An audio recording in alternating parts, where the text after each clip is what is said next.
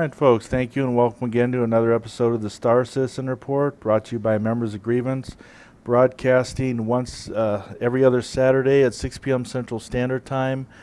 Welcome to the show for August 8th, 2015, and we're bringing you new news about Gamescom. Our next show will be August 22nd. Join us live in Twitch channel or catch our earlier shows there on YouTube. And here are your hosts for tonight. All right, welcome all. Welcome everybody. Howdy. It's Mimo. Right. How are you? So you got Thaman here hosting right next to me. Got the man who owns R2D2 and keeps him in the background. Mimo. All right, you got Spin joining us again. All right.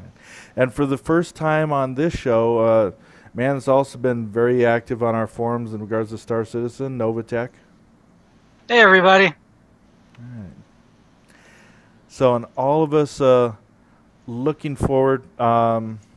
Is it muffled? Hopefully I'm not muffled.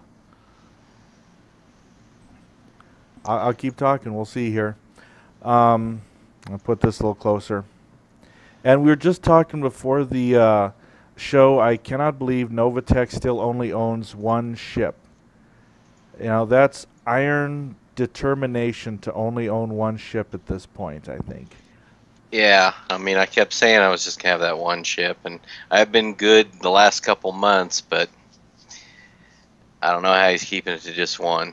Yeah, when it Especially comes with to them my Merlins out there for $20. when it comes to my willpower and ships, I've got all the breaking strain of a wet breadstick. Oh, there's another ship for sale. Wallet empty. Gosh, and it was. That I can identify with.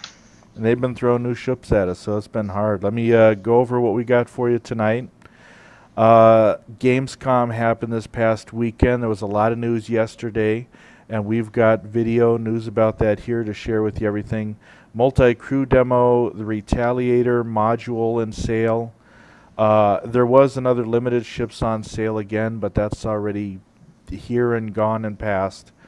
There's a chance now to...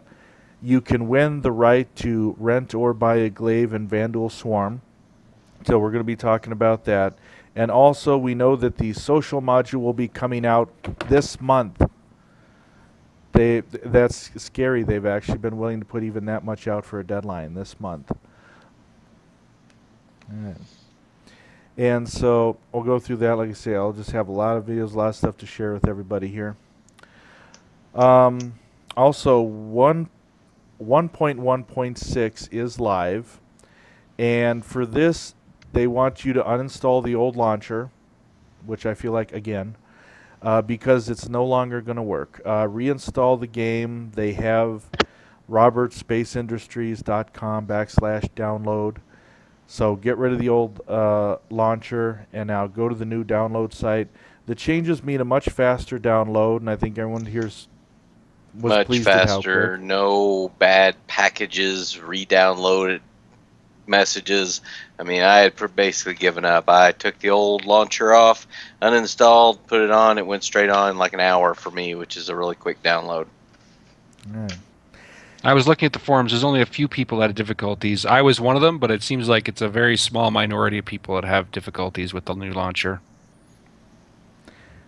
Yeah, and it also means just overall not only the faster speeds, faster patches. It also says it'll put a more seamless transition of things going from the test universe to the live verse. There was one person posted up that the launcher worked so well it took up all their available bandwidth and they couldn't do anything else except stare at the launcher while it downloaded. Yeah, it did that to that's me why I too. have to There was stop no mine. doing anything else.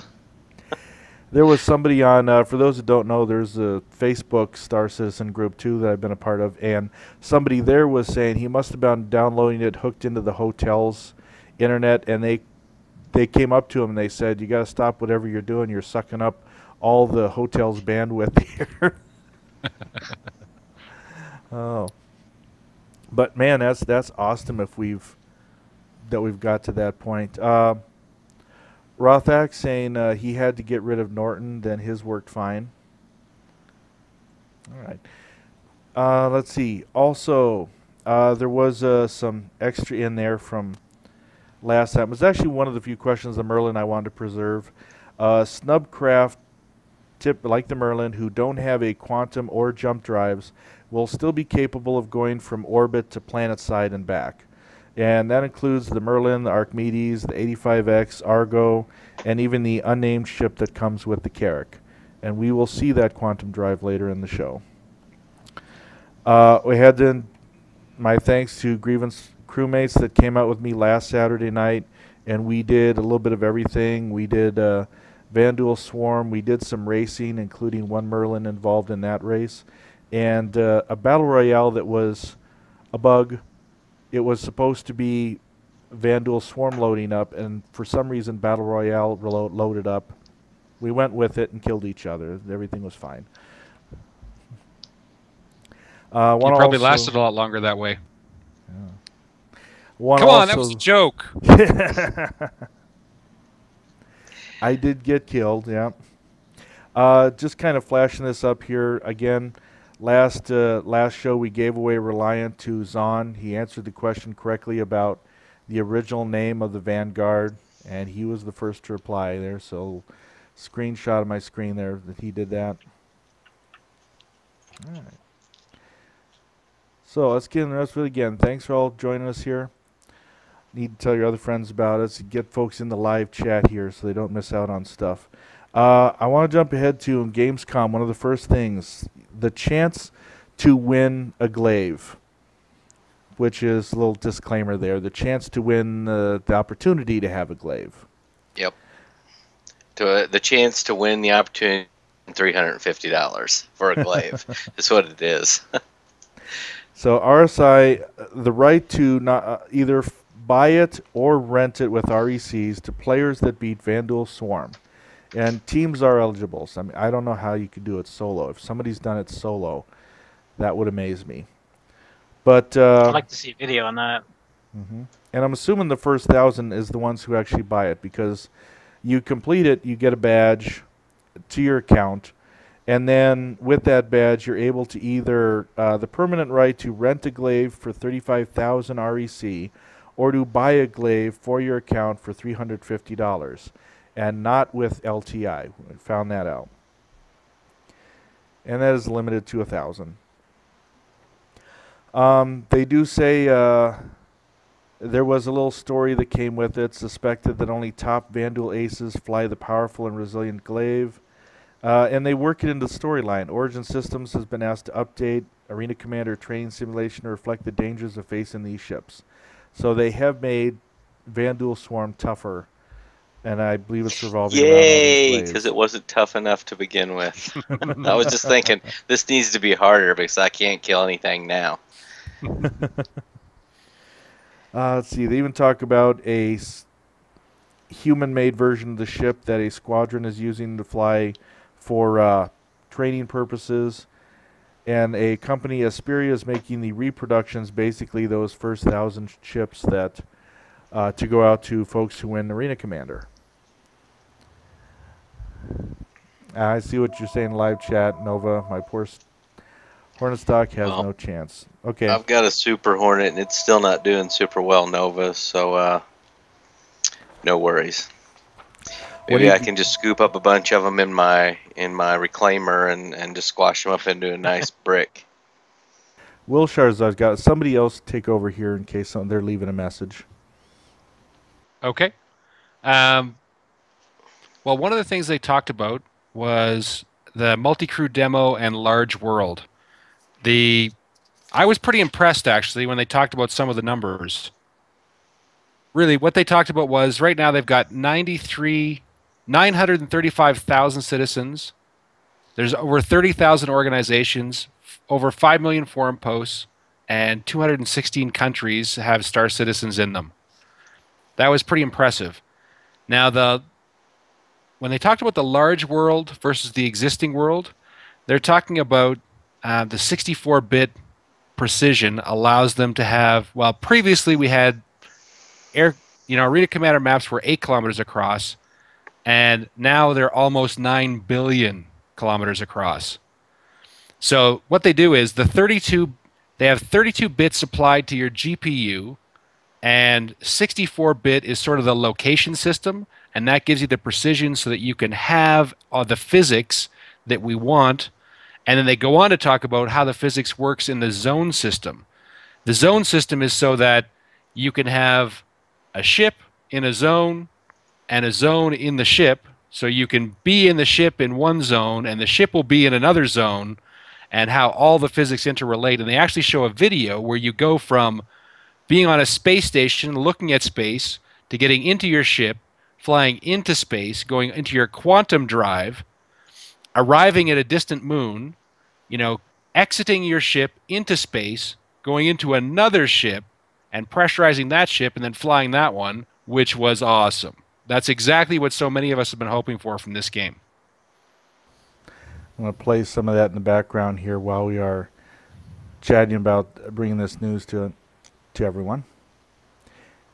I did think that whole video was awesome. It got quite the reaction out of the audience as well. The whole thing, yes, no loading screens. I thought that quantum drive was awesome to look at. It's a treat to see that, and that'll be in this video coming up. I'll do a little fast forwarding of parts of it as well. But yeah, to think of that though, to go from maps that are 8 kilometers across to the almost 9 billion. Wow. That's a lot of exploration. That is a lot of space. It's pretty impressive. When they talk about that 64-bit and 32-bit simultaneously, I'm no computer guy, and that blew my mind. Now, the zone system made a ton of sense, but like Thaman was saying, it's the first time I've seen it where there's no transition time. It was literally open the rear door of the Cutlass, and Buddy runs out, and he's in space doing an EVA jetting across to the Retaliator. And I don't know if you guys noticed, but when they entered the Retaliator, that looks like a hatch that was demolished. So I think that, that's some... That it punched a hole through. Yeah, that was my view on it, too. Like, they turret that was boarded. Off. Oh, was it? Oh, okay. Yeah, there's supposed to be 2 turrets on the back of the Retaliator over the wing. One was present. The other one was missing. That's some pretty precise damage. Yeah, it looks like it was caused, during a battle, because there was other damage on the Retaliator. It almost looks like it was cut out too. That's what I thought. I thought it was demolished. Like actually, someone put explosives around it and video. blew it out. Yeah, so now we're seeing the quantum drive going here. And it's definitely, quantum drive versus jump drive. Quantum drive is in system, jump drive is between systems. So this was 3,000 kilometers to, and I don't know if anyone else noticed this, but he talked about behind that small moon, and all I thought was Star Wars going, that's no moon. It's a trap. And they said that little trip right there, if you were flying conventionally, would take more like 2.5 hours to traverse. Exactly. So, I mean, that's fantastic. You could fly it normally if you wanted to. Which I think might happen with some cases. I mean, there's definitely going to be stuff happening between points, but also stuff out there to explore. Now, I was a little disappointed in the demo because they had named all the people, and there was a red team and a blue team, and the different characters were red 1, red 2, red 3. There was no red 5. Really. We were so close. How could they resist that joke? I'm fast forwarding a bit now. Here's that. Let's see. Well, this first one is actually the regular hatch where the first guy goes in and opens it up. And you notice as they, the point was they were coming to this derelict that they knew was out there, this Retaliator derelict. So they're coming in. There's no oxygen. And let me pause right here. Now, this is the second port where we saw a hole blasted in the ship that actually corresponds to where one of the turrets should be. And I don't know if anyone else noticed, you can see it out there on the wing near the tip, the 42 inscribed on the wing. Yeah, impressive. Impressive spotting, my friend. Right? I mean, how many times did you go over this video, Thaman? Oh, 3 or 4 times to try to catch everything. Yeah, and I did it because I was trying to figure, they talked about blast points where you can enter a ship. And so I thought, is this one of those blast points? And then I just happened to look out the wing and saw the number. Yeah, there's no way I saw that. I liked how they paused the live stream at 42 seconds for about 10 minutes yesterday. That was a nice little touch before they went with the live stream. I skipped forward a bit, so you're just seeing newer things as they're bringing up power on the ship. Oh, go ahead.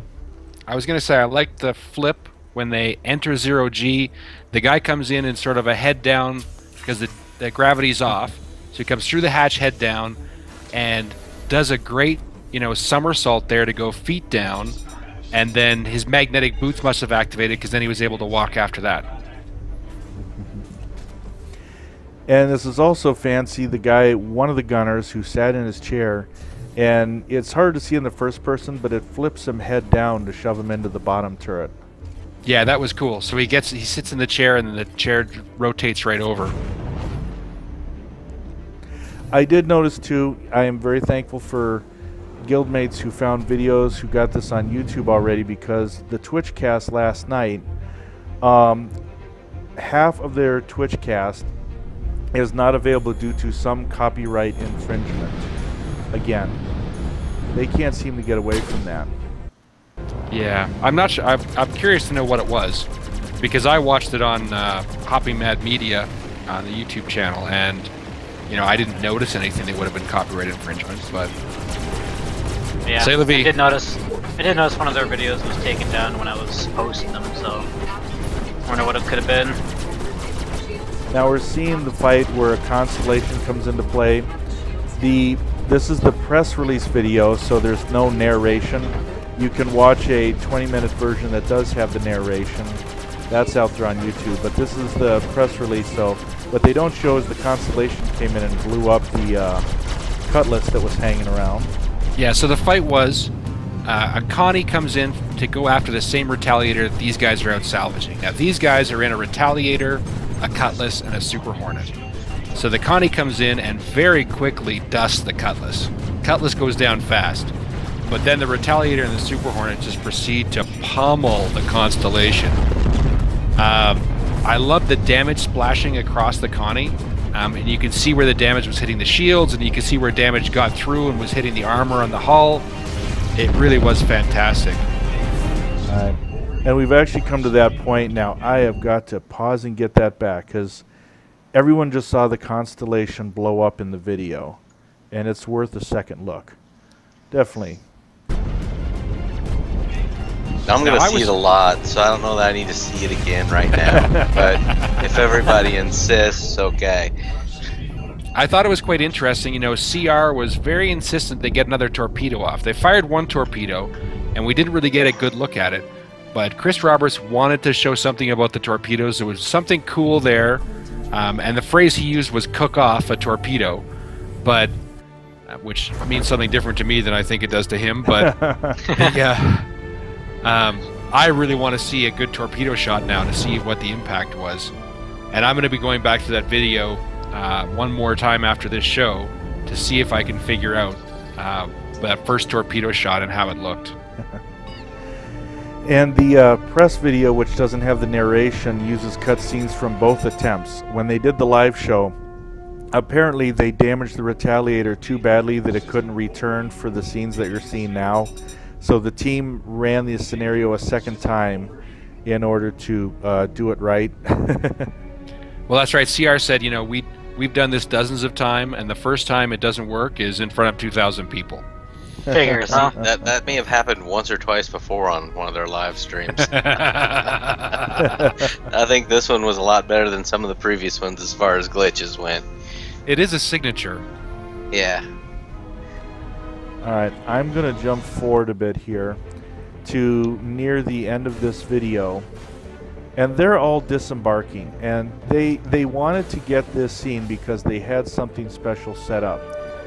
So you see the guys disembarking the Retaliator. It's going to get... they're going to have a surprise fly overhead, although it's a few seconds from now. And they did tell us, thank goodness we are...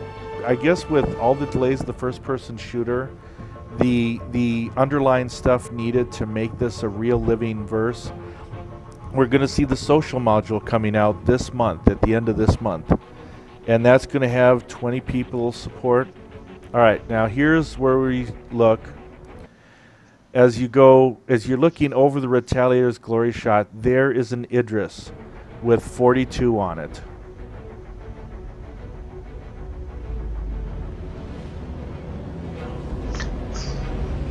It's pretty wicked. That is sweet. It's been our first look at the Idris in a long time, and definitely our first look with lights, engines lit up, you know, as artistically nice as it was looking there. Sitting here thinking I'm going to have to throw my entire computer in the trash to play this game. Yes, I think that frequently. Rothak there is like, Idris, surprise, blot out the sun. Oh, they'll learn to fight in the dark, I guess. Yeah, it was pretty impressive. And I did notice it. Rothak in chat was also saying, looks like the Constellation bottom turret isn't flipped. Have you been in it, Memo? I suppose you're stuck in the hangar because you can't. Are you able to drop down in there? You can get down in that one and the top one, or you could the last time I was in. Well, I saw a few ladder things. Up, ladder down. I saw a few things through the video that, you know, are obviously still need to be worked on, especially some lighting things. But that doesn't bother me in the slightest. I mean, this game looks so good, and knowing the standard that Cloud Imperium and Chris Roberts have, you know they're going to keep working on it until it looks even better. So all it does is give me hope for the future as to how good this game is going to be and how expensive my computer refit will also be. I'm going to show a second video too. This was part of it because one of the times when the Constellation went up, it wasn't a missile. It was the Hornet actually crashed into it at the end.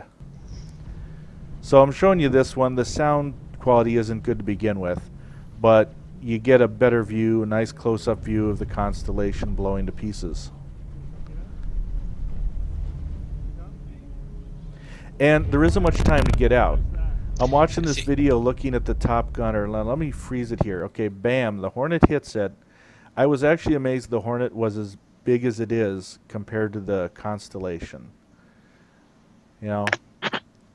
But then here's, you know, think, there's at least one poor guy in that top turret trying to defend the ship still, and it's blowing up around it. You know he doesn't get out in time. Well, he might be able to swim out. Maybe he's thrown clear of the crash. But there's no way he's getting to any escape pod, that's for sure. Yeah. Okay, back to Retaliator.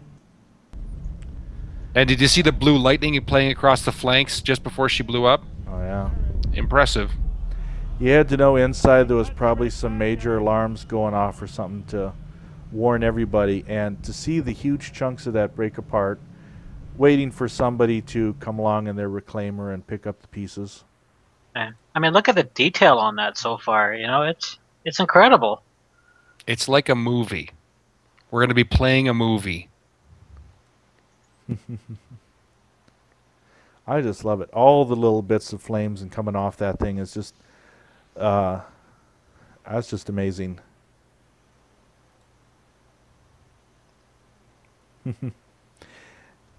Yeah, I think a lot of us, I already got a new PC, and I'm still worried that it's going to be too slow by the time this ends up.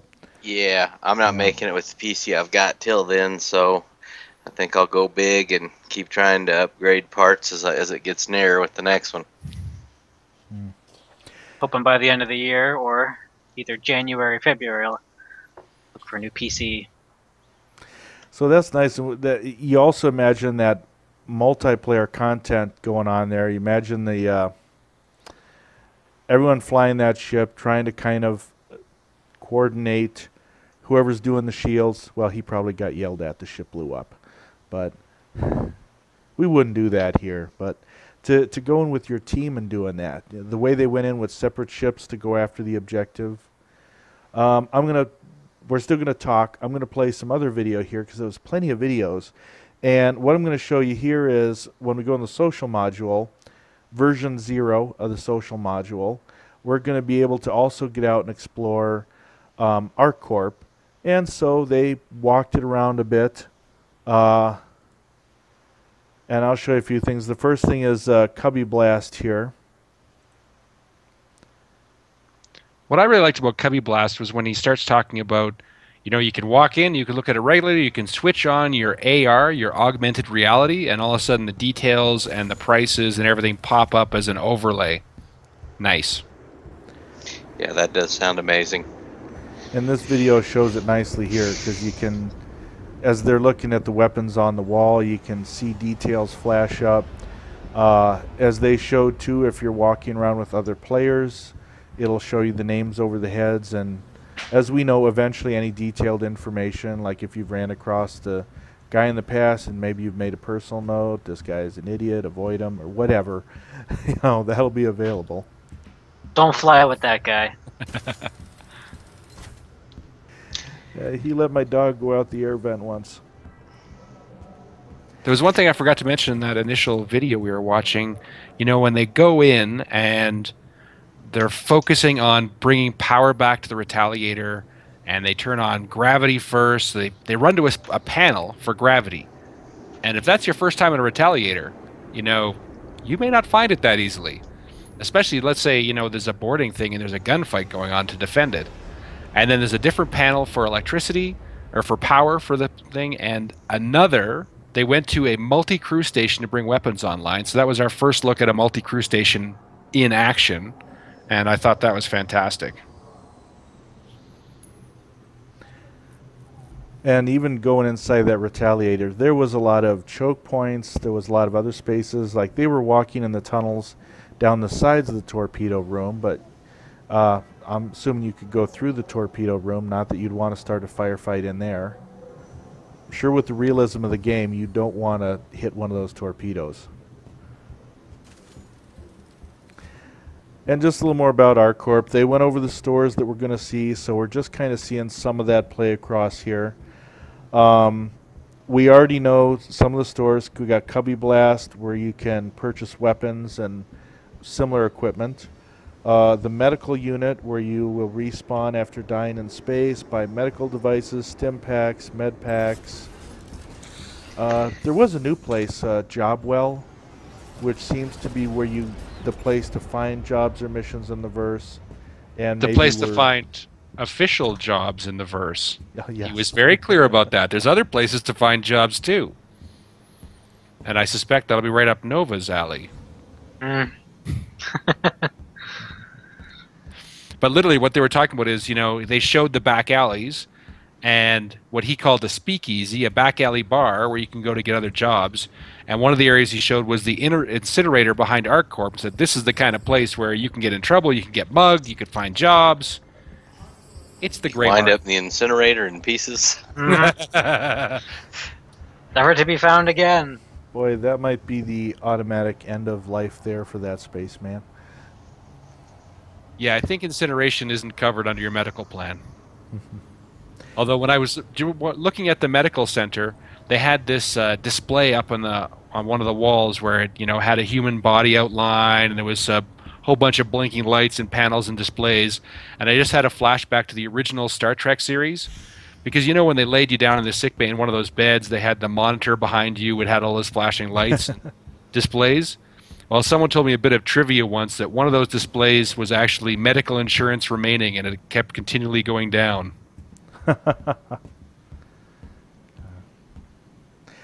So we had that. We did see too, there was a lot of places in this video where you got to see other things, other scenery. You know, the ships flying overhead, and they would stop and kind of take that in at times.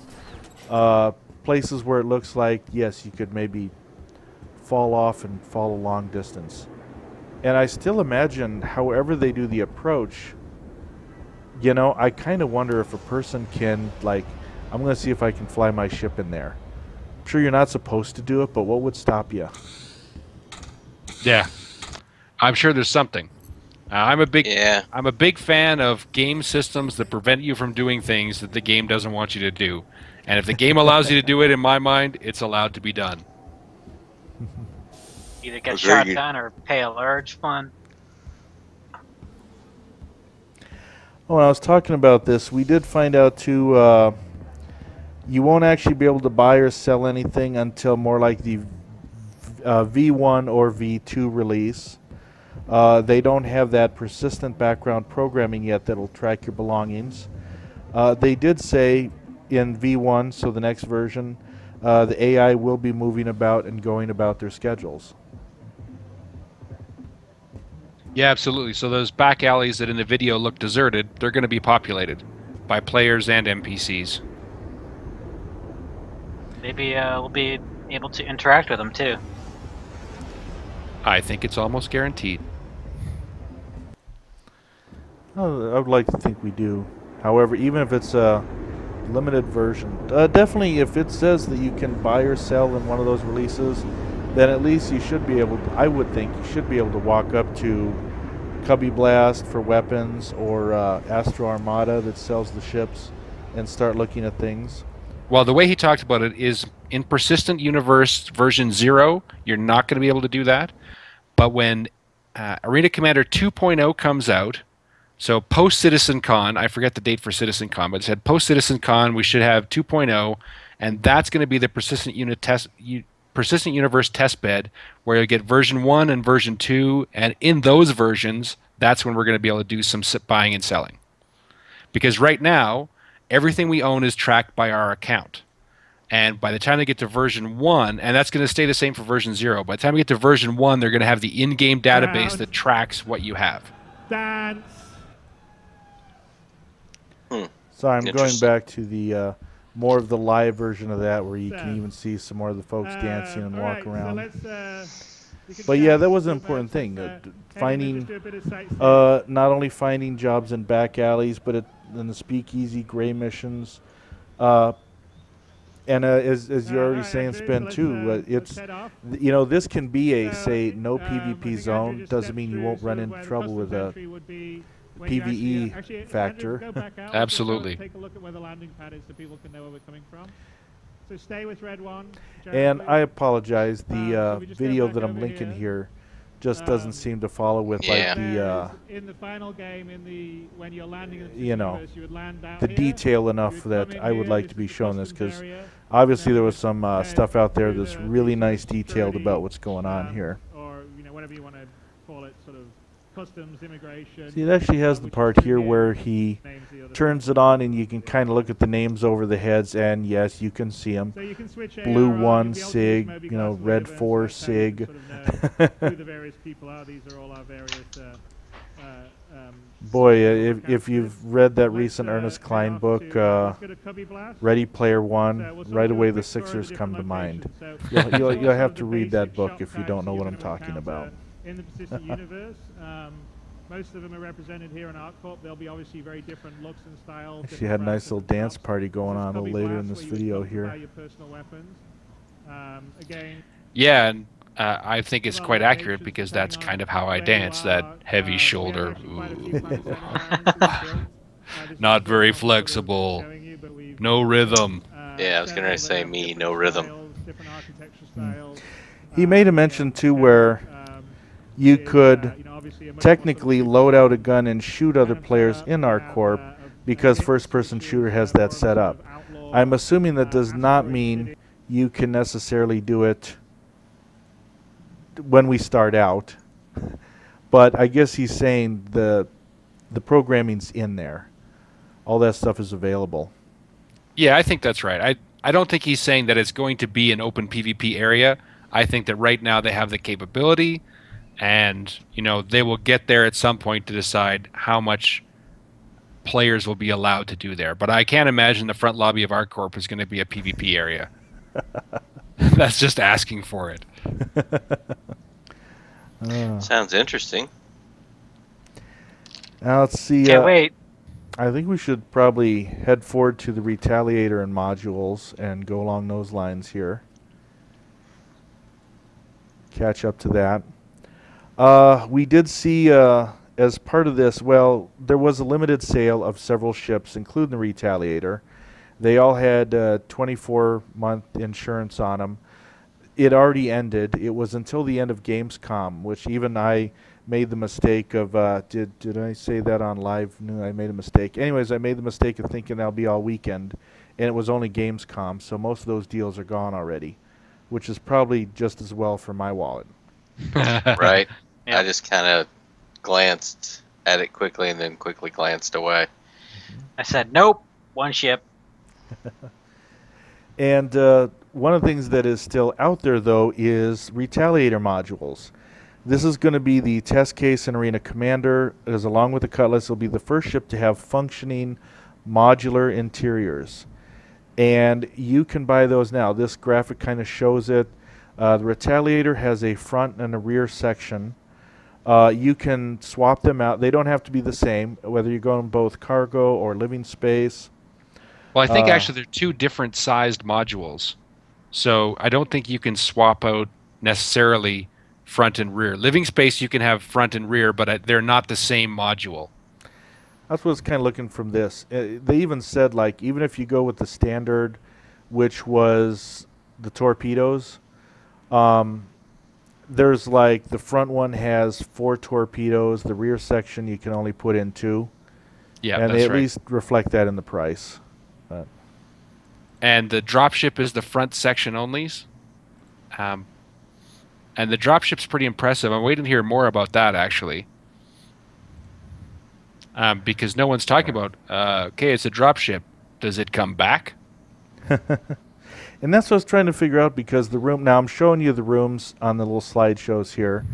The living quarters, the dropship. Now, to me, that dropship doesn't look like it actually drops out of the ship.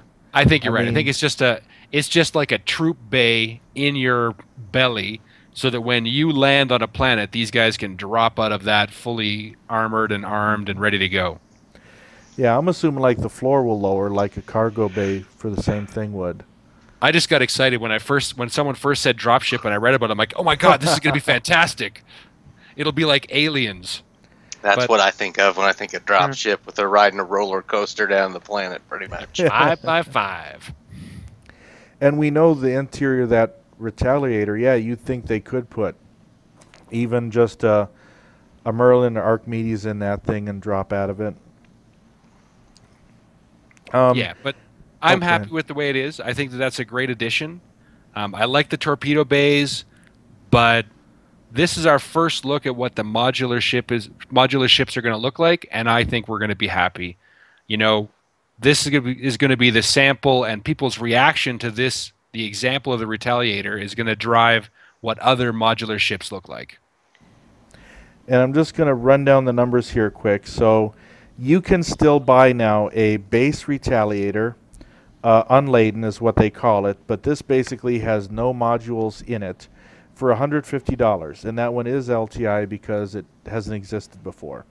The add-on modules are standalone, and yes, you do specify front or rear because they're different.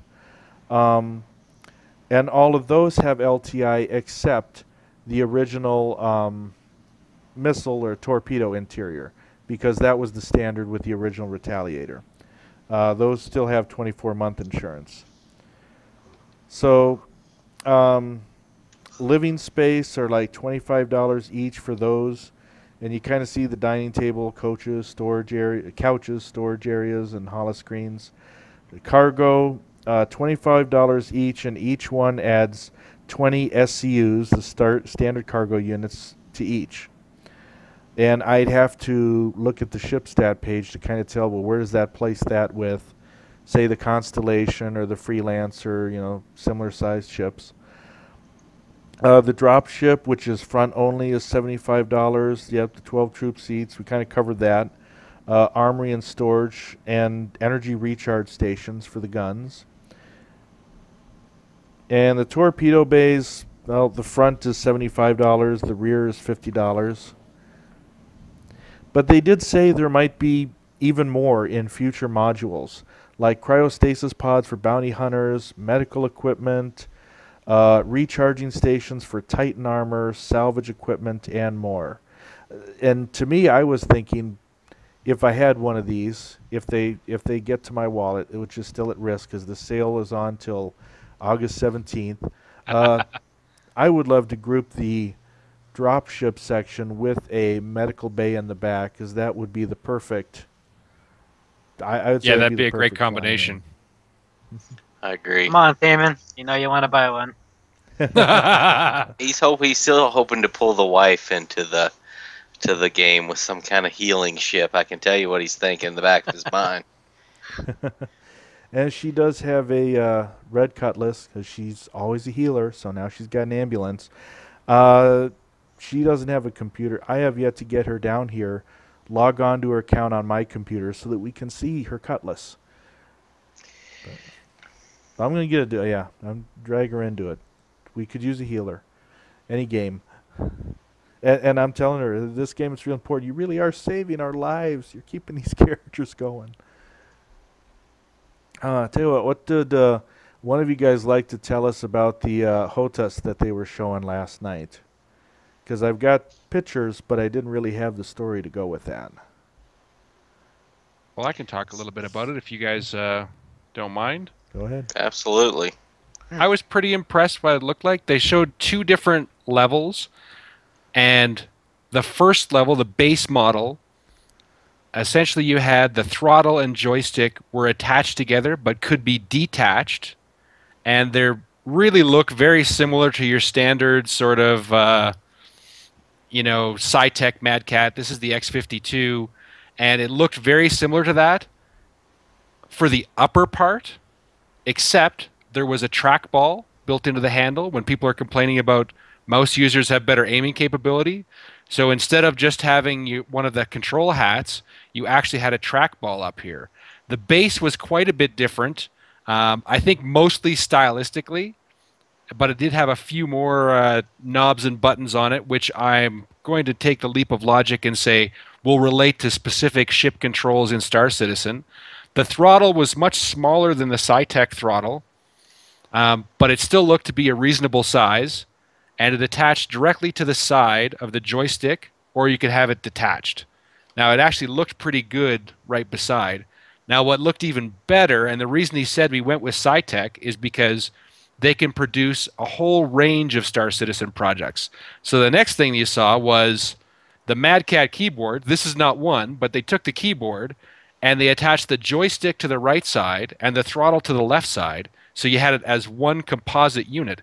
And then they had another display, which I wasn't sure what it was, which flipped up from the keyboard and the top left-hand side. And it was some sort of a display, but I didn't catch all the details on that.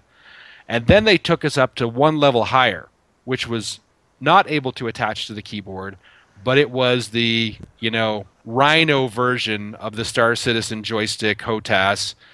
It looked awesome. I will never afford one. My wife would castrate me, but it looked fantastic. It was a huge base on it with lots of controls and displays, and it looked like you would be able to see some of your ship's displays right on your HOTAS. That's the way that it looked there. And then the throttle looked like a full-sized X52 or X55 throttle for the HOTAS.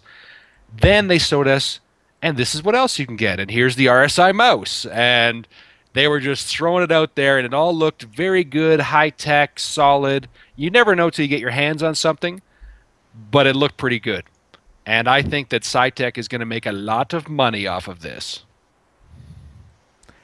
And yeah, I have to. This is why folks got to be in the live chat. I see Swiss Pilot 86. He's showing this face like, rest in peace, and then he's showing like an Xbox controller on there. Yeah, you got to show a picture of his wallet. That's going to have to rest in peace as well. Yeah, these things cost quite a bit. Yeah, well, Sci-Tech isn't, one of the lower level producers of peripherals anyways. They put out quality gear, and you pay what you get for, pretty much. With the amount of money the controllers to run it. Okay, you're back. For some reason, your audio glitched out for a moment, but it's back. Oh, that was my automatic beeped out, what my wallet was saying, the curse words it was using. We're going to go down, cover a little more of the news, and thanks, folks, for joining us. I know we still got a few minutes more, and we'll have gone a whole hour, but I tell you, this is the most news-packed hour anywhere you're going to get out of the Star Citizen universe. Why? Because it took us a lot longer than an hour to research all this stuff and bring you all these things. Let's see. Star Marine update. We already kind of discussed that. It's been pushed to the end of September.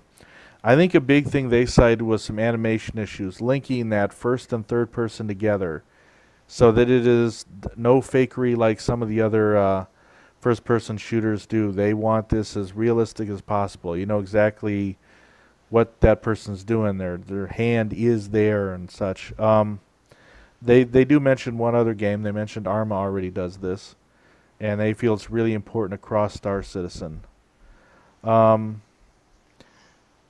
They have also done all sorts of internal testing, addressed armor values, added content, adjusted firing rates due to their play testing, getting the weapon charging machines working.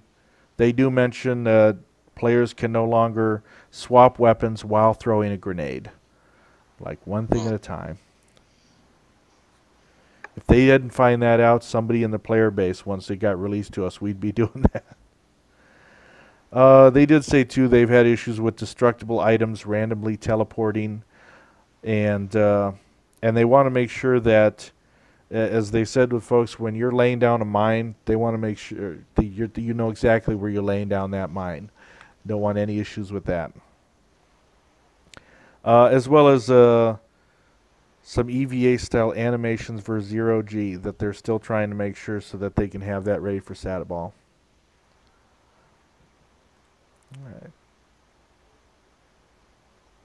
Well, I was going to say, when it comes to the FPS module, I think that even though a large portion of the community says, no, just give it to us. Just give it to us how it is, and we understand there's problems with it, it's the same as Arena Commander.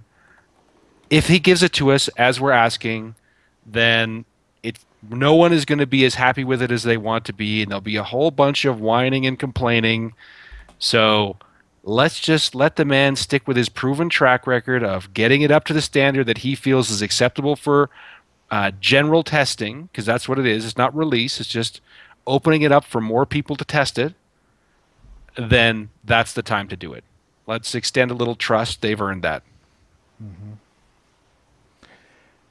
And answer Flono's question. We did start the show talking about 1.1.6, but no, we did not discuss the new desktop icon they used. I do prefer the old one. Yeah, the Cloud Imperium symbol there. I like the Star Citizen one too. Yeah, I'm sure you can change I agree with that. easily. Yeah. I'm sure it's not the finished product either. It's certainly nothing that I'm going to spend any extra effort on thinking about, but I did, like the Wolf there, I did think that the other one was better. Let's see.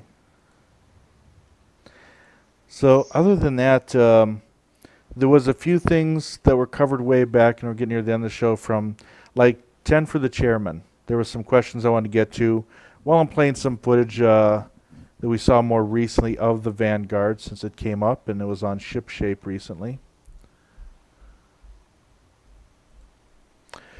In-game banking. They do sound like, I think we already kind of knew that we would have some electronic access to it through MobiGlass.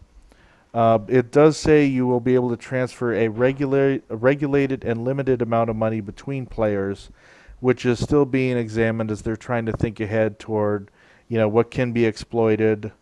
They said if you're trying to trade ships, you will have to meet and trade or pay to ship the ship.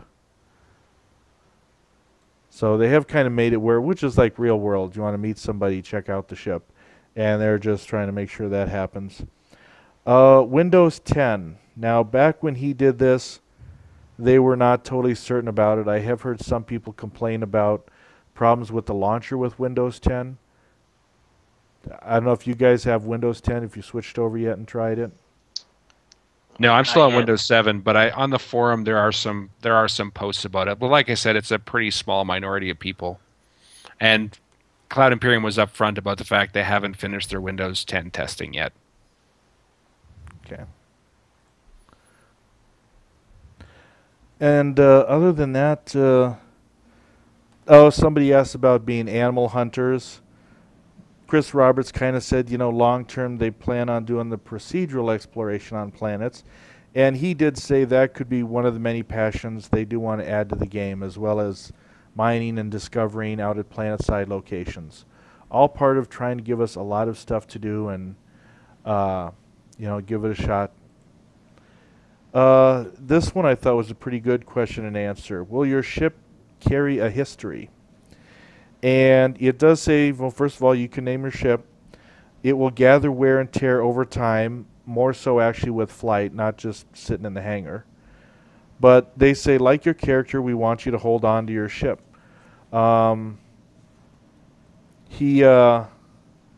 It sounds like it's, we already can kind of see with the new damage system, you already have kind of a personalized damage that shows up on that thing when it's hit. If it's hit. If it's ever hit, Maybe you won't have to worry about that.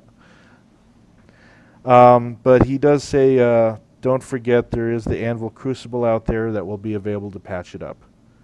And I think me and Novatech were I mentioned that one because you're saying you're more of a support guy, and I thought, that'd be great if the Crucible had something that could not just repair, but maybe, buff a ship somehow, some way. Yeah. Extend shields, energy transfers, or whatnot. Yep. Oh gosh, Lone Wolf, we're not opening that can of worms here. Well, he did make the comparison there to Evolve and say, I think they've already got a game that does that. Let's see, speaking with NPCs in Squadron 42, he mentioned there'll be like a diagram wheel of sorts that you'll have. They want to make it where there's fluid conversation. Body language is important, such as eye contact. Even eye contact can initiate conversation. So you look at an NPC, they may start talking to you. You may even interact with items around you, and they may be reacted to. But these conversations will help form or break relationships in Squadron 42 with your teammates. They've said that'll be very important. Let's see. They know they can accommodate 32 players for the first-person shooter because it's it seems to be easier for the players than spaceships. Spaceships take up more bandwidth and involvement. But they're trying to aim for having a lot more players in the social module than what can currently be supported. Let's see. He also talked about, 90% of people in the persistent universe are NPCs. They said their server is going to simulate that. It's going to be able to simulate 20 million AI agents. And that'll be interesting to see. Yeah. And it said, of course, for any individual one, it's not going to be, a lot of that can be, he said, like a roll of the die. If no other player is actually around to see, like a fight happens somewhere out there in space or so. So, it can be done pretty simply, but they've got a machine tracking a lot going. So there is a trade economy going on around us. Oh, here we go. Here's the first I've heard on this one. Squadron 42. It was recorded with someone playing the player, complete with facial animations. So you're going to have a choice of your voice, male, female, several base head features. He says they're even toying with personalized accents. So you will hear yourself talk, think, and you can go into third person to watch yourself speak and do those facial animations. So I like that. It brings a lot of character to the character that we didn't hear before now.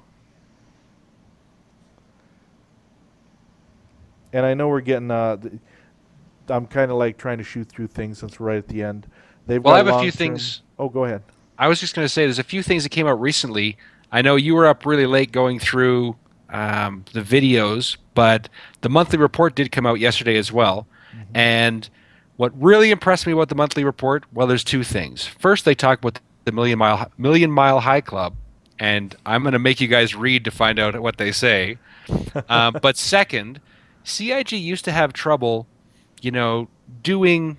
keeping multiple things going at the same time when they ramped up to these big events. And for me, they did Gamescom, and this came out, and it is as big or bigger than your average monthly report.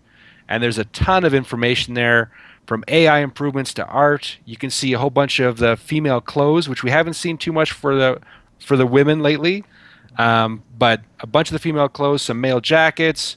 Like I was saying, they talked about AI, they talked about writing, they talked about balance, they talked about the code. There's a ton of information in here, and that happened concurrently with Gamescom. So CIG is maturing as a company, and they're able to keep more of these balls in the air, and that's something our community really demands. I say demands, but maybe that's the sort of effort that needs to happen for our community to be satisfied.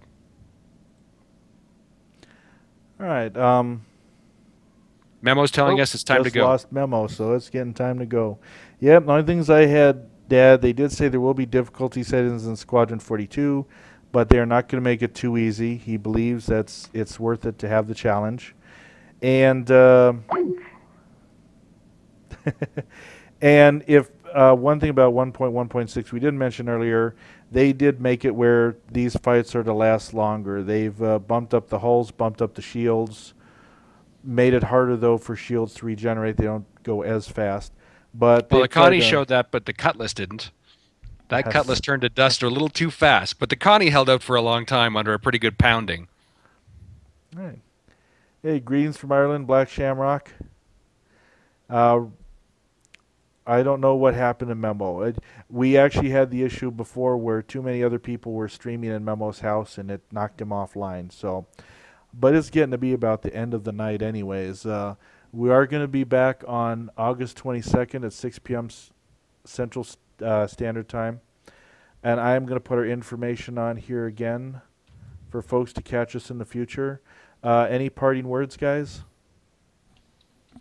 Just to Black Shamrock, he came into the channel near the end of the cast and goes, "What did you guys think of the live stream?" Like, we just spent an hour talking about it, man. You just missed us. Don't buy too many ships. Well, catch us there on YouTube, Grievance Gaming. We do have our Star Citizen show. Catch it. We were definitely showing a lot of footage tonight. I thought there was a lot of eye candy. We learned a lot. Our wallets were tempted a lot. It's probably a good thing now that